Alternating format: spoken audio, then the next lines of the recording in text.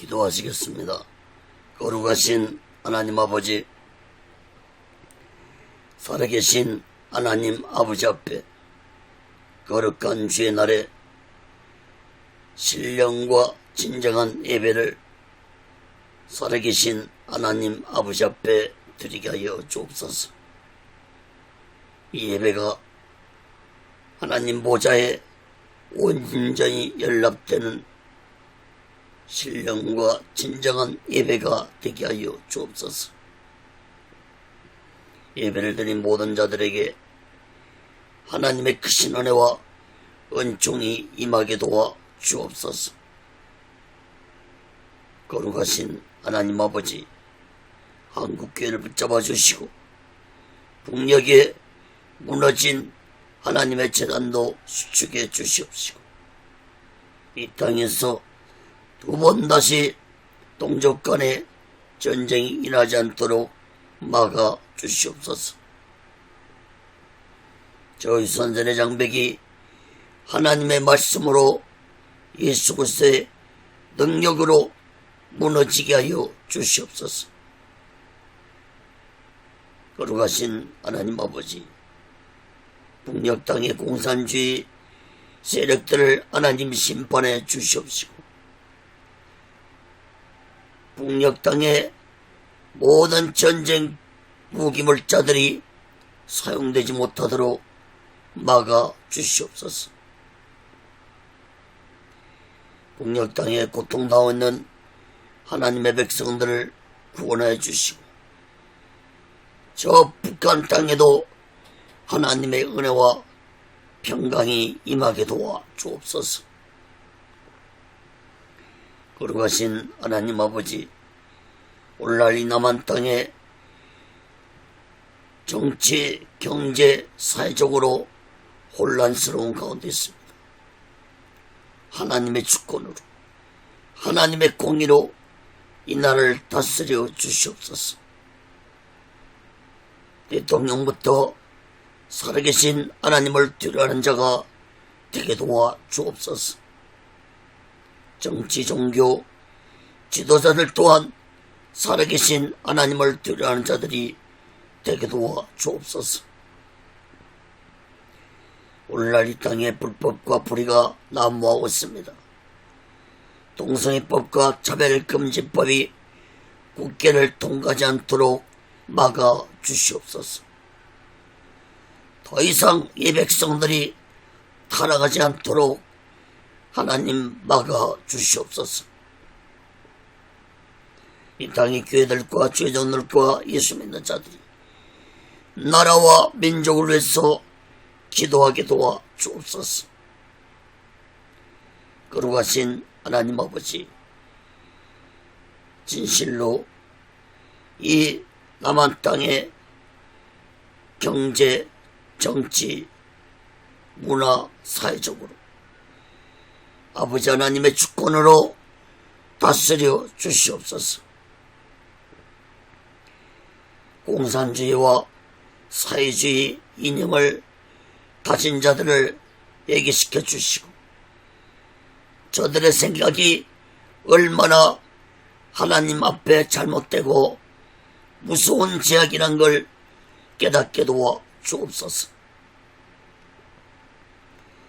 아버지 하나님, 오늘 이 시간에도 하나님 말씀이 전해질 때 이 말씀이 땅끝까지 전해지게 도와 주옵소서.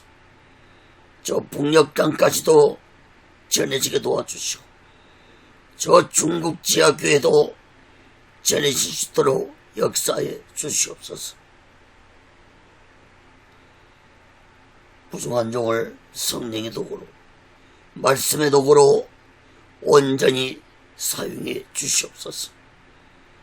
오직의 순례론도 하나님의 뜻 가운데서 세워주시고 인도하시고 다스려 주시옵소서. 모든 영광을 하나님께 드리며 예수 그리스도로 간절히 기도하옵나이다. 아멘. 할렐루야. 오직 예수. 마태복음 9장 말씀을 전하겠습니다. 제사함을 받으라. 이러한 제목으로 하나님의 말씀을 전할 때 여러분 모두에게 하나님의 크신 은혜와 은총이 임하기를 예수 그리스도로 간절히 축원합니다. 예수님은 마태복음 8장에서 귀신 들린 자들에게서 귀신을 쫓아내어 주시고 병자들을 고쳐주었습니다. 특히 군대 귀신 들린 자들을 쫓아냈을 때 귀신들이 2,000마리의 돼지떼들에게 들어가므로 2,000마리의 돼지떼들이 갈릴리 바다에 빠져 모두 다 죽었습니다. 예수님의 이러한 행동은 사람들의 입을 통해서 이스라엘 전체로 소문이 났을 것입니다. 예수님은 오늘 본문에서도 더욱 놀라운 말씀을 선포했습니다.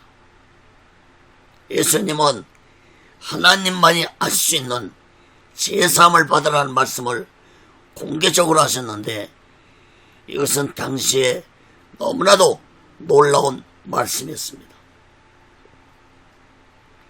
그렇지 않아도 당시의 종교 지도자들은 세례요한과 예수님을 유심히 관찰하고 있었는데 예수님은 조금 더 자신을 감추려 하지 않고 오히려 더욱 강하게 자신의 행동을 보여주었습니다.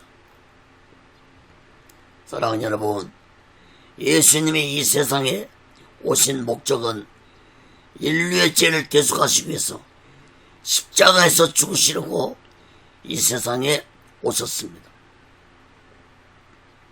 여러분, 우리 모두는 다 죄인들입니다. 로마서 3장 10절에 의인은 없나니 하나도 없다고 했습니다. 그러므로 예수님은 이 죄의 문제를 해결해 주시기 위해서 세상에 오셨습니다. 사랑하는 여러분, 예수님 외에 그 어떤 누구도 이 죄의 문제를 해결해 줄 자가 없다는 사실을 우리들은 마음 깊이 깨닫고 우리 모두 다 예수 그리스도의 피로 제사함 받아서 오직 예수 마음과 오직 예수 신앙으로 살아가는 지혜로운 자 되시기를 예수 그리스도로 간절히 축원합니다. 첫 번째로 마태복음 9장 1절에서 8절까지 보면은 중풍병자에게 하신 말씀입니다. 예수님은 중풍병자에게 내 제사함을 받았느니라 라는 말씀을 하셨습니다.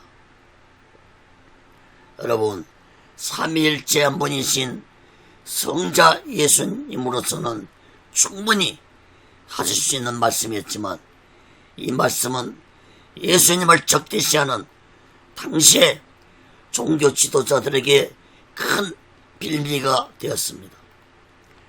마태복음 9장 1절에서 8절 보겠습니다.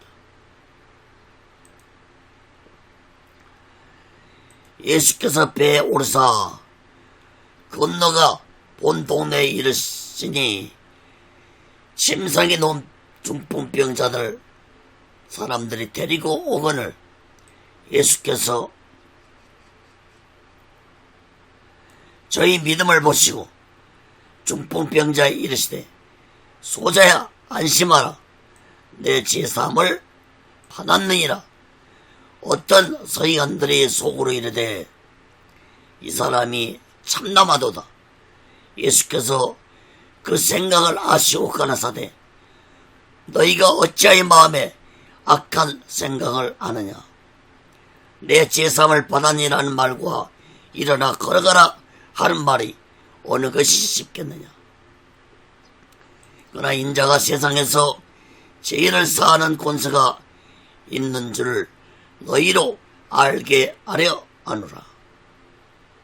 아시고 중풍병자에게 말씀하시되 일어나 내 침상을 가지고 집으로 가라 하시니 그가 일어나 집으로 돌아가거늘 무리가 보고 두려워하여 이런 권세를 사람에게 주신 하나님께 영광을 돌리니라. 1절에 보면은 본동네라고 그랬는데 이것은 가버나움을 의미합니다. 예수님은 가버나움에서 백부장의 하인의 병과 병자들을 고쳐주고 귀신들을 쫓아내 주셨는데 이번에 예수님이 가버나움에서 또 중풍병자를 고쳐주셨습니다. 예수님은 중풍병자의 믿음을 보시고 내 제삼을 받았니라는 라고 말씀하자 그의 병이 치료를 받아 집으로 돌아갔다고 했습니다. 일어나서 집으로 돌아간 것입니다. 우리는 여기서 죄로 인해 병이 걸릴 수 있다는 사실을 깨달아야 할 것입니다. 여러분, 병이란 것은 건강을 잘못 지켜서 걸릴 수도 있고 오늘날처럼 바이러스를 통해서도 걸릴 수도 있습니다. 그러나 병은 귀신을 통해서도 걸릴 수도 있다는 사실을 깨닫기 바랍니다. 또한 죄로 인해 걸리는 병도 있을 수 있다는 사실을 깨닫기 바랍니다. 서기관들은 내 제삼을 받았니라는 예수님의 말씀을 듣고 마음속으로 이 사람이 참담한 말을 한다고 생각했습니다. 서기관들은 하나님만이 알 수 있는 제삼을 감히 말한 것을 듣고 이것은 곧 신성모독이라고 생각을 했을 것입니다. 4절, 5절 말씀을 주목해 보시기 바랍니다. 예수님은 서기관들의 악한 생각을 하시고 말씀하시기를 내 제삼을 받았니라는 말과 일어나 걸어가라 하는 말 중에 어느 것이 쉽겠느냐고 말씀했습니다. 서기관들 입장에서는 둘 다 어려운 일이었습니다. 그러나 예수님은 이 두 가지 문제를 모두 다 해결할 수 있는 성자 하나님이셨습니다. 그리고 6절에서 예수님은 중풍병자를 왜 그렇게 치료하셨는지를 말씀했습니다. 6절 보세요. 인자가 세상의 죄를 사하는 권세가 있는 줄을 너희로 알게 하려고 예수님은 중풍병자를 치료해 줬다고 말씀했습니다. 인자가, 다시 말해 예수님이 세상에서 죄를 사하야 하는 권세가 있는 줄을 중풍병자를 통해서 알게 하셨다는 것입니다. 많은 사람들은 중풍병자가 일어나 걸어가는 것을 보고 두려워하면서 하나님께 영광을 돌렸다고 했습니다. 사랑하는 여러분, 예수님은 중풍병자를 통해서 제사하는 권세가 자신에게 있음을 많은 사람들에게 보여주고자 하신 것입니다. 예수님은 곧 자신이 인류의 죄를 대속하시려고 이 세상에 오셨다는 것을 깨닫게 하시고자 하신 것이었지만 당시의 사람들은 이러한 예수님의 뜻을 깨닫지 못했습니다. 사랑하는 여러분, 이스라엘 백성들은 오늘날까지도 예수 그리스도가 인류의 죄를 대속하시려고 이 세상에 오셔서 십자가에서 온몸에 물과 피를 다 흘리시고 죽으셨다는 사실을 믿지 않고 있습니다. 또한 오늘날 많은 사람들이 이스라엘 백성들처럼 예수 그리스도가 나의 죄 때문에 이 세상에 오셨고 내 죄를 사해 주시기 위해서 오셨다는 사실을 깨닫지 못하고 살아가고 있는 자들이 많습니다. 사랑하는 여러분, 우리 모두 다 예수께 나와서 죄의 사함을 권세를 가지고 계신 예수께 나와서 인생의 가장 큰 고민인 이 죄의 문제를 예수 그리스도의 피로 제사 받고 해결받아서 오직 예수 마음과 오직 예수 신앙으로 살아가는 귀하고 복되고 지혜로운 자 되시기를 예수 그리스도로 간절히 축원합니다. 그 두 번째로 마태의 집에서 하신 말씀입니다. 마태복음 9장 9절에서 13절까지 봅니다. 마태의 집에서 예수님이 말씀을 하셨는데 이 부분은 마태복음서를 기록한 마태가 예수님을 만난 자신의 간증을 직접 증언하고 있습니다. 마태복음 9장 9절에서 13절 봅니다. 예수께서 거기서 지나가시다가 마태라는 사람이 세간에 앉은 걸 보시고 이르시되 나를 쫓으라 하니 일어나 쫓으니라. 예수께서 마태의 집에서 앉아 음식을 잡수실 때 많은 세리와 죄인들이 와서 예수와 그 제자들과 함께 앉았더니 바리새인들이 보고 그 제자들에게 이르되 어찌하여 너희 선생은 세리와 죄인들과 함께 잡수시느냐. 예수께서 들으시고 이르시되 건강한 자에게는 의원이 쓸데없고 병든 자에게라야 쓸데있느니라. 너희는 가서 내가 궁리를 원하고 제사를 원치 아니하노라 하신 뜻이 무엇인지 배우라. 내가 의인을 부르러 온 것이 아니요 죄인을 부르러 왔노라 하시니라. 여러분, 마태의 직업은 세리였습니다. 당시에 세리란 직업은 유대인들에게서 세금을 거둬서 로마 정부에 바쳤으므로 세리 직업은 유대인들 입장에서는 매국노 직업이었습니다.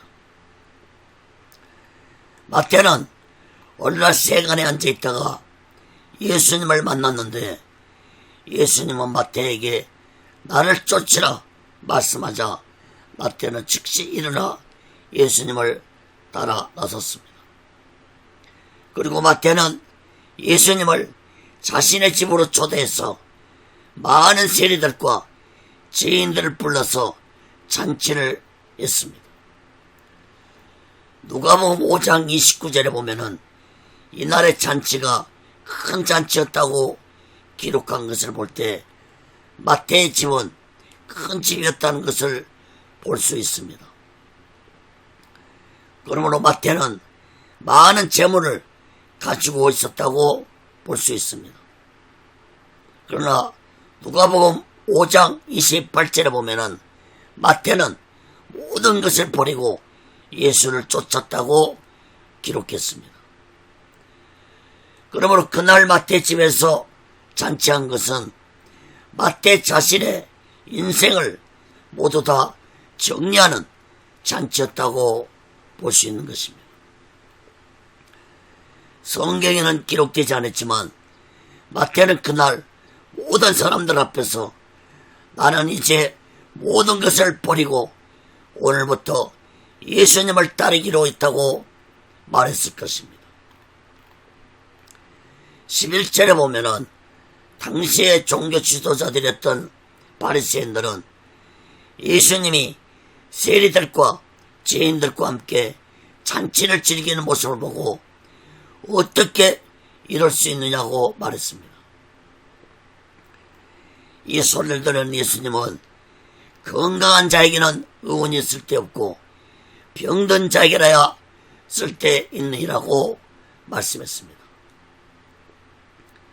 이 말씀은 곧 스스로 의롭다 생각하는 바리새인들에게는 예수님이 필요가 없지만 영원히 병든 죄인들에게는 예수님이 필요하다는 말씀인 것입니다. 그리고 이어서 13절에서 예수님은 바리새인들에게 너희는 가서 하나님께 드린 제사의 기본적인 뜻이 무엇인지 더 배우라고 책망했습니다. 13절 말씀을 주목해 보세요. 너희는 가서 내가 공의를 원하고 제사를 원치 아니하노라 하신 뜻이 무엇인지 배우라.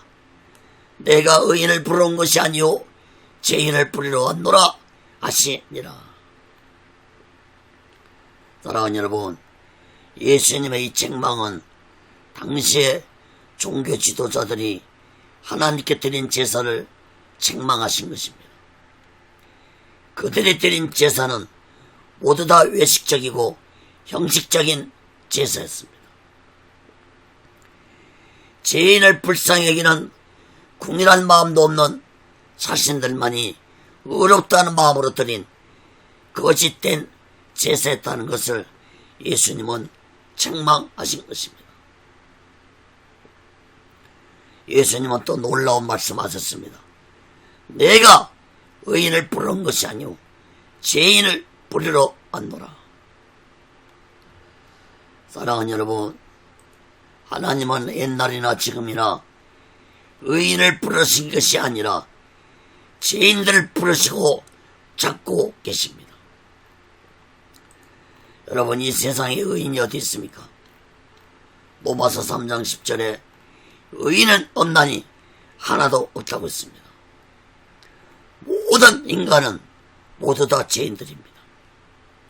예수님은 그 죄인들을 구원하시기 위해서 이 세상에 오셨고 십자가에서 온몸에 물과 피를 다 흘리시고 죽으셨다는 사실을 우리 모두는 마음 깊이 깨닫고 날마다 십자가 앞에 나아가서 주여 저는 죄인입니다 고백하면서 내 죄를 얘기하고 예수 그리스도 피로 제사함 받아서 오직 예수님과 오직 예수 신앙으로 살아가는 지혜로운 자들 되시기를 예수 그리스도로 간절히 축원합니다. 그건 세 번째로 마태복음 9장 14절에서 17절까지 보면은 세례 요한의 제자들에게 하신 말씀입니다. 세례 요한의 제자들은 예수님께 찾아와서 자신의 스승이 감옥에 갇혀 있는데 왜 석방을 위해서 금식하지 않는 것에 대해서 예수님께 질문을 했습니다. 예수님이 여기에 대해서 세례 요한의 제자들에게 두 가지로 답변을 해주었습니다. 첫째, 신랑을 빼앗길 때 금식할 것이라고 말씀했습니다. 마태복음 9장 14절에서 15절 보겠습니다. 그때 요한의 제자들이 예수께 나와 가로되 우리와 바리새인들은 금식하는데 어찌하여 당신의 제자들은 금식하지 아니하나이까? 예수께서 이르시되 혼인집 손님들이 신랑과 함께 있을 동안에 슬퍼할 수 있느냐? 그러나 신랑을 빼앗길 날이 이르니 그때에 금식할 것이니라. 여러분, 예수님은 자신을 신랑으로 제자들을 혼인집에 초대된 손님으로 말씀하면서 신랑과 함께 있을 동안에는 슬퍼할 수 없지만 신랑을 빼앗길 날이 올 때 그때 금식하게 될 것이라고 말씀을 했습니다. 예수님이 말씀하신 신랑을 빼앗길 날이 올 것이라는 말씀은 예수님이 십자가에서 죽으실 것을 말씀한 것입니다. 사랑하는 여러분, 예수님이 처음으로 그것도 공개적으로 자신의 죽음에 대해서 비유를 통해서 말씀을 하셨습니다. 그러나 당시에 제자들과 세례 요한의 제자들은 이 말씀의 의미를 깨닫지 못했습니다.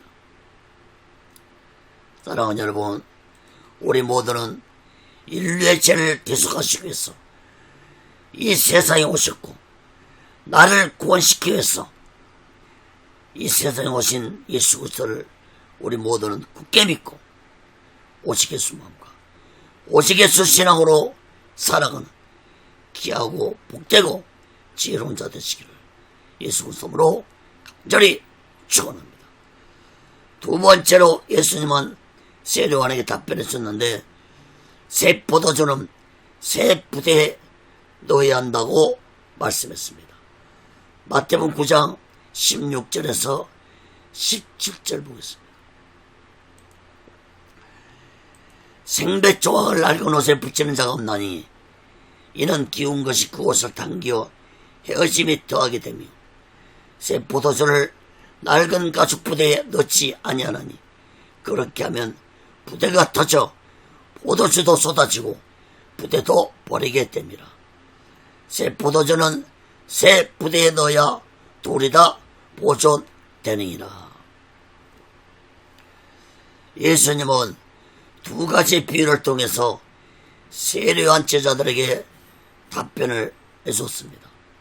첫째 비유는 생배 조각을 낡은 옷에 붙여 끼우면 옷이 헤어질 것이라고 말씀했고, 둘째 비유는 새 포도주를 낡은 가죽 부대에 넣으면 부대가 터져서 포도주도 부대도 둘 다 버리게 될 것이라고 말씀하면서 새 포도주는 새 부대에 넣어야 둘이 다 보존될 것이라고 말씀을 했습니다.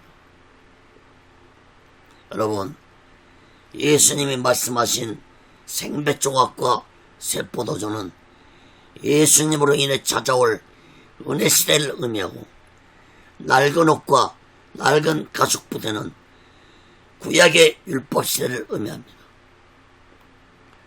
여러분, 세례 요한은 구약의 마지막 선자로서 마지막 율법 시대를 마치는 선자였습니다.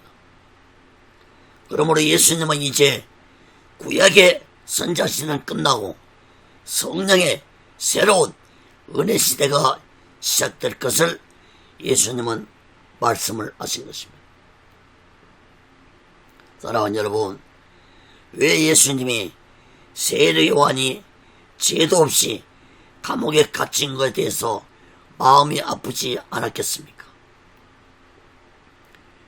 그러나 예수님의 답변은 하나님의 사명을 감당하는 데 있어서 인간의 정에 매이지 말고 사명을 붙잡고 새로운 시대를 맞이할 준비를 하는 자들이 되라고 세례요한 제자들에게 말씀을 하신 것입니다.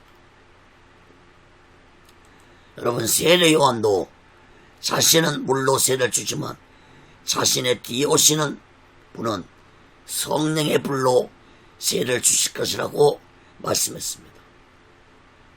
특히 세례요한은 요한복음 3장 30절에서 그는 흥해야 하겠고 자신은 세할 것이라고 말씀했습니다.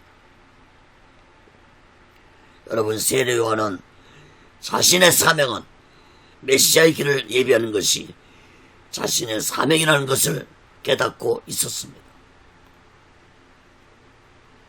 사랑하는 여러분, 예수님의 답변은 세례요한 제자들에게 시원한 답변이 되지 못했을 것입니다.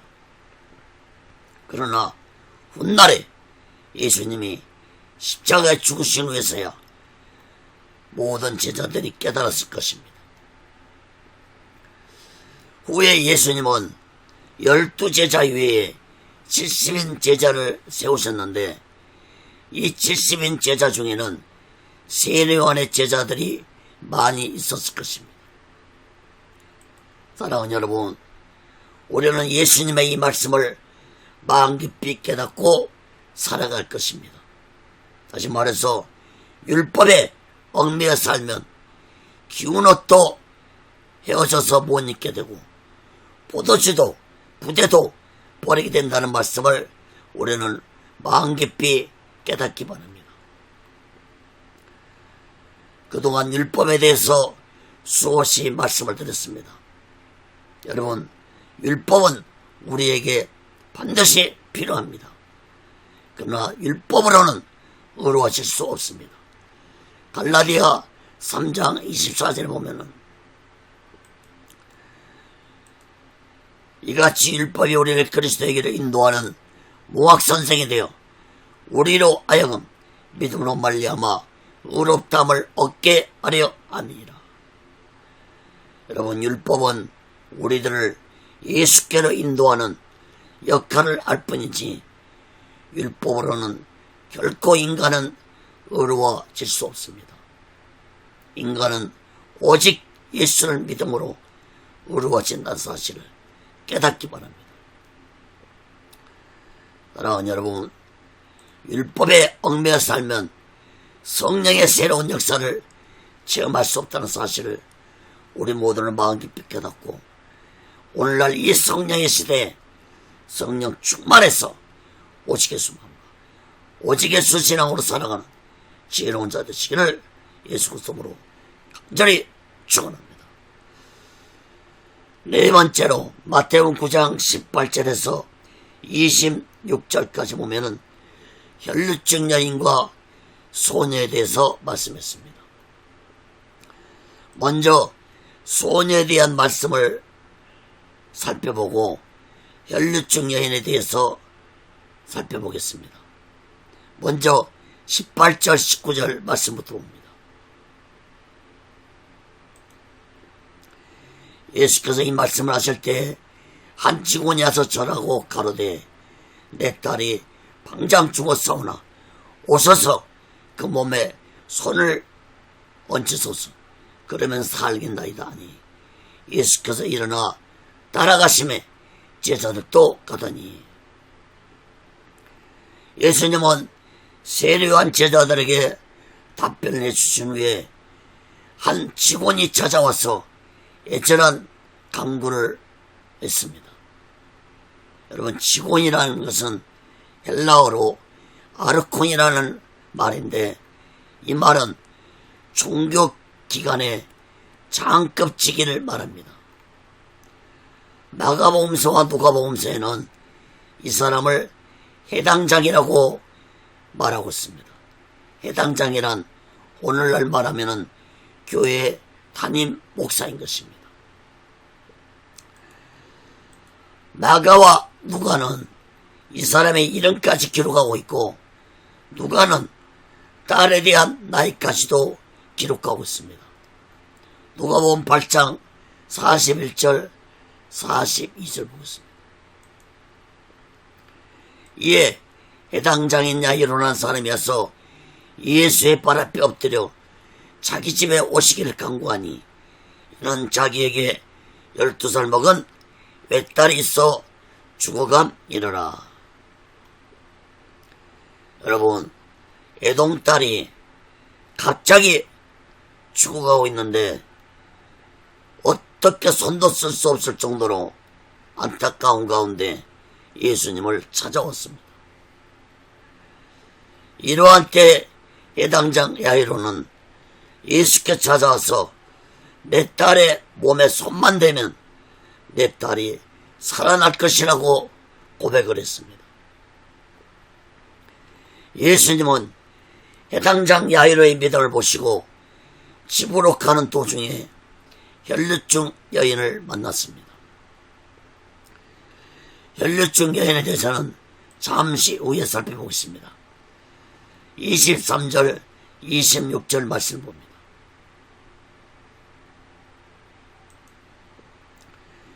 예수께서 그 직원의 집에 가서 피를 부는 자들과 헌하는 무리를 보시고 가라사대 물러가라, 이 소녀가 죽은 것이 아니라 찬다 하시니 저들이 비웃더라. 무리를 내어보낸 후에 예수께서 들어가사 소녀의 손을 잡으심에 일어나는지라 그 소문이 온 땅에 퍼지더라. 여러분, 예수님이 해당장이 야이로의 집에 들어가자 소녀는 이미 죽어서 장례 준비들을 사람들이 하고 있었습니다. 예수님은 이 소녀가 죽은 것이 아니고 자고 있다라고 말씀하자 사람들이 예수님을 비웃었습니다. 예수님은 방에 들어가서 죽어있는 소녀의 손을 잡고 일어나라 말씀하자 소녀가 살아났습니다. 마가복음과 누가복음에서는 이 장면을 더욱 구체적으로 기록하고 있습니다. 사랑하는 여러분, 소녀가 살아난 것은 누구의 믿음 때문에 살아났습니까? 아버지 해당장 야이로의 믿음 때문에 살아났습니다. 자, 또 한 사람의 믿음을 보겠습니다. 혈류증 여인의 믿음입니다. 마태복음 9장 20절에서 22절 봅니다. 12회를 혈류증으로 하는 여자가 예수의 뒤로 와서 그 겉옷가를 만지니 이는 제 마음에 그 겉옷만 만져도 구원을 받겠다 함이라. 예수께서 돌이켜 그를 보시며 가라사대 따라 안심하라. 내 믿음이 너를 구원했다 하시니 여자가 그시로 구원을 받으니라. 여러분, 혈류증 여인은 예수님이 야이로의 해당장의 집으로 가시는 길목에서 예수님을 만났습니다. 혈류증이란 병은 만성 하혈병인데 율법적으로 이 여인은 부정한 여자였습니다. 여러분, 12년 동안 하혈하면서 살았으니 자신의 몸도 가누기 힘들 정도로 이 여인의 몸은 뼈만 남은 앙상한 상태였을 것입니다. 자신의 몸도 가누기 힘든 상태에서 예수님이 지나간다는 말을 듣고 이 여인은 길가로 나왔습니다. 그리고 이 여인은 예수님의 겉옷만 만져도 자신이 구원받을 수 있을 것이라는 놀라운 생각을 하고 있었습니다. 혈류증 병을 치료받고자 나온 것이 아닙니다. 자신의 영혼이 구원받고자 나온 것입니다. 이 여인은 육신의 병보다는 자신의 영혼이 구원받기를 간절히 원했던 것입니다. 마가복음 5장에서는 이 혈류증 여인에 대해 더 구체적으로 기록하고 있습니다. 마가복음 5장 28절 29절 봅니다.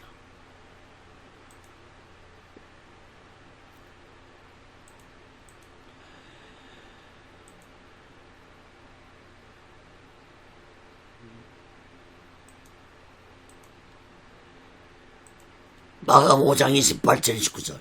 이는 내가 그의 옷에만 손을 대어도 구원을 얻으리라 하미르라. 이에 그의 혈류군은이 곧바람에 병이 나온 줄을 몸에 깨달으니라.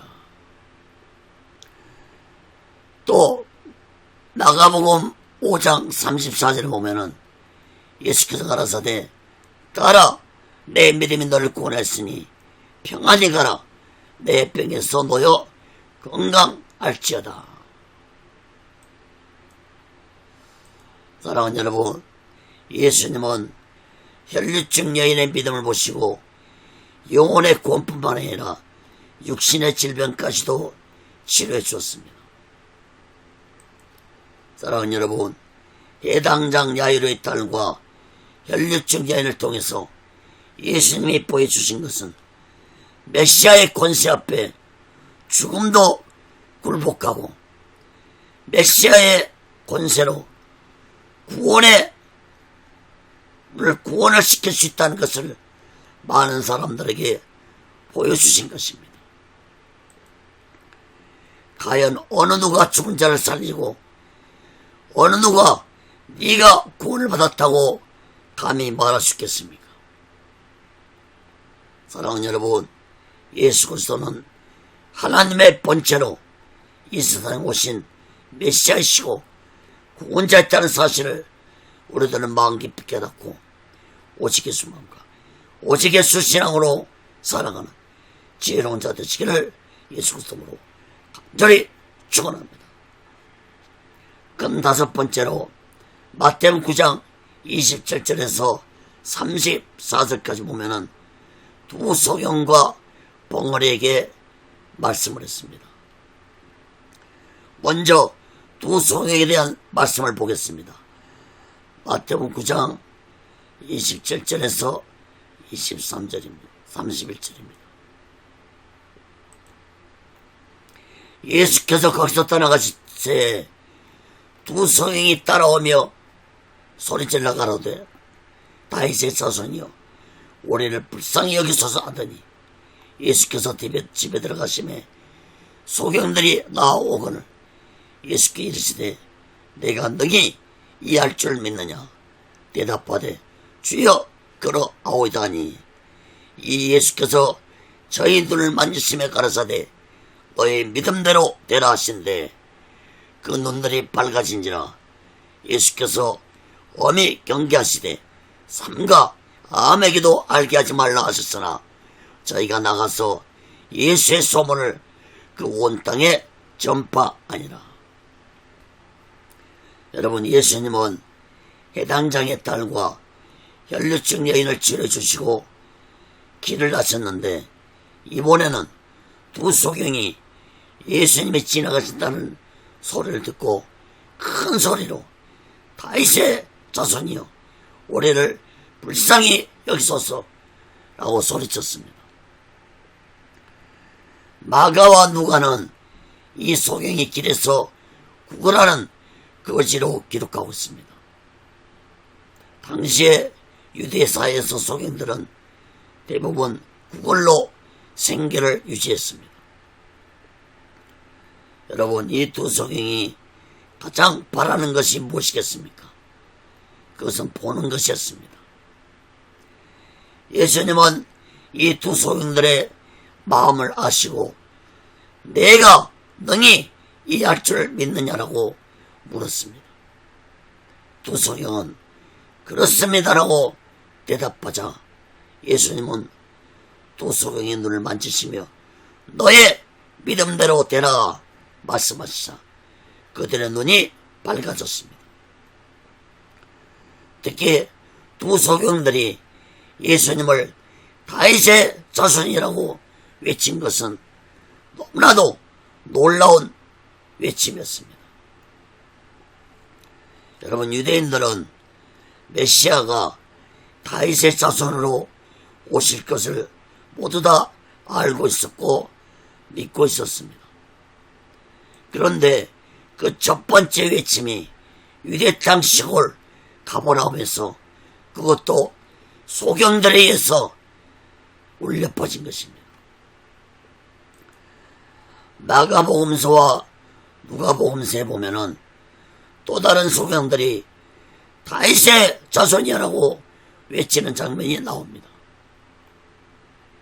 여러분, 왜 소경들을 통해서 예수님이 다윗의 자손이라고 하나님은 외치게 하셨을까요? 여러분, 우리는 여기서 깨달아야 됩니다. 그것은 바로 당시의 종교 지도자들과 유대인들이 영적 소경이었다는 것을 의미해 주고 있습니다. 소경들은 육적인 눈은 보이지 않지만 마음의 눈으로 예수 그리스도가 메시아라는 믿음을 가지고 있었던 것입니다.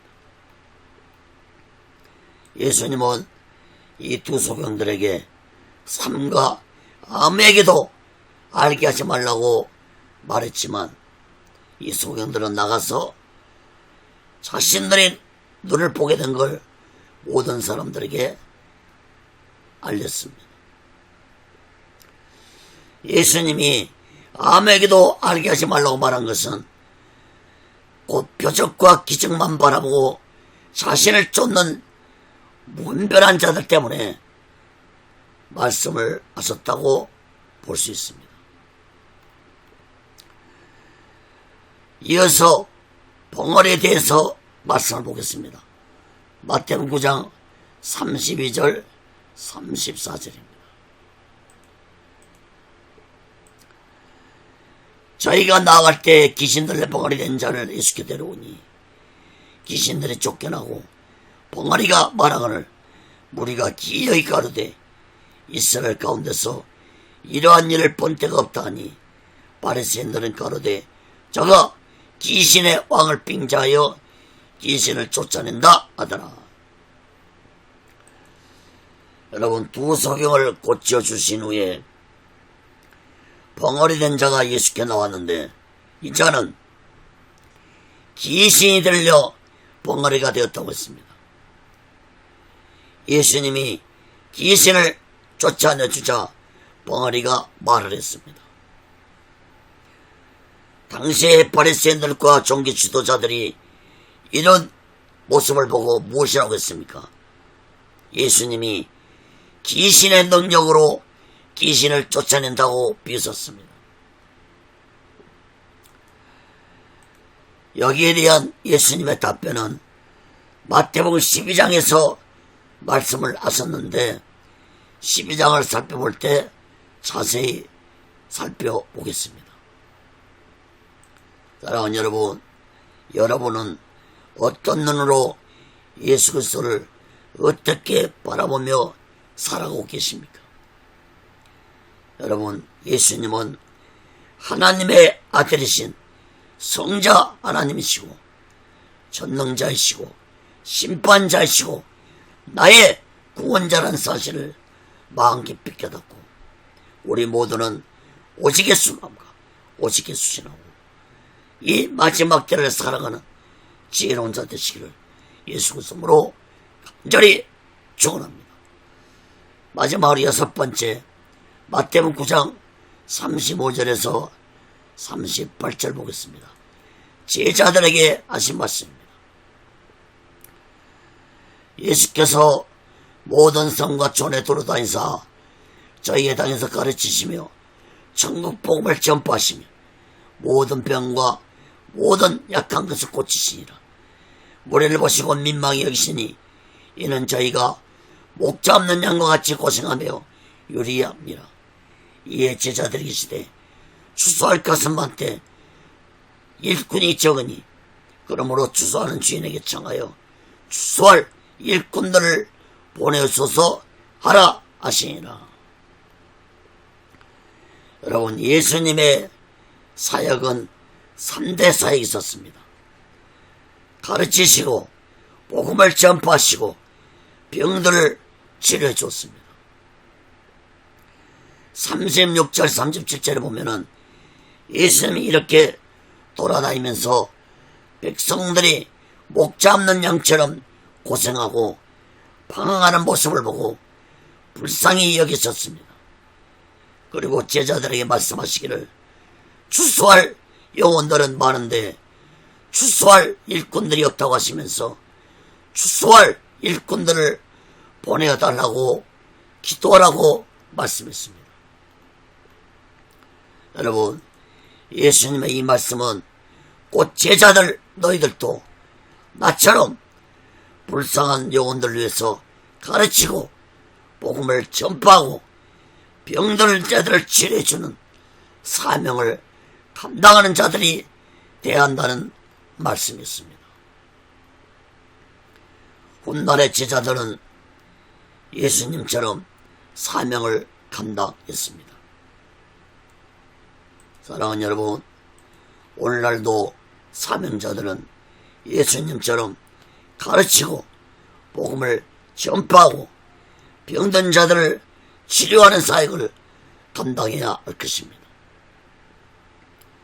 오늘날은 예수님 시대보다도 더 많은 영혼들이 악한 영들에게 미혹되어서 길을 잃고 방황하면서 영적으로 육적으로 고통을 당하며 살아오고 있다는 사실을 우리들은 마음 깊이 깨닫고 우리 모두 다 예수 그리스도의 사명을 받아 오직 예수만과 오직 예수 신앙으로 사명을 감당하는 귀하고 복되고 지혜로운 자 되시기를 예수 그리스도로 간절히 축원합니다.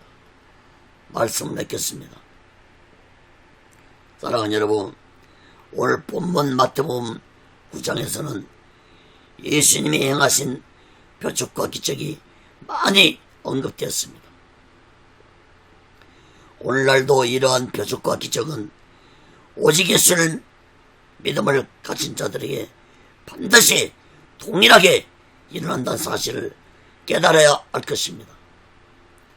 그러나 마지막 때에 악한 거짓종들이 그것이 표적과 기적을 보여서 택한 자를 미혹할 것이라고 예수님 마태복음 24장 24절에서 예언했다는 사실을 우리들은 마음 깊이 깨닫고 표적과 기적만 보고 쫓는 어리석고 무지한 자들 되지 마시고 표적과 기적을 통해서 이 마지막 때 오직 예수 마음과 오직 예수 신앙으로 다시 오실 예수 그리스도를 기다리고 준비하며 살아가는 지혜로운 자들 되시기를 예수 그리스도로 간절히 축원합니다. 기도하겠습니다. 거룩하신 하나님 아버지, 예수님은 가르치시고 복음을 전파하시고 병든 자들을 치료해 주신 3대 사역을 하였다는 사실을 우리들은 마음 깊이 깨닫고 오늘날 우리들은 사명자들은 예수님처럼 3대 사역을 하면서 사명을 감당해야 할 것이고 성도들은 잘 가르침받고 복음을 잘 가르침받고 영적으로 육적으로 치료함 받아서 오직 예수만과 오직 예수 신앙으로 살아가는 귀하고 복된 자들이 되게 하여 주옵소서. 오직 예수 훈련도 하나님의 뜻 가운데서 세워주시고 인도하시고 다스려 주시옵소서. 모든 영광을 하나님께 드리며 예수 그리스도로 간절히 기도합니다. 아멘.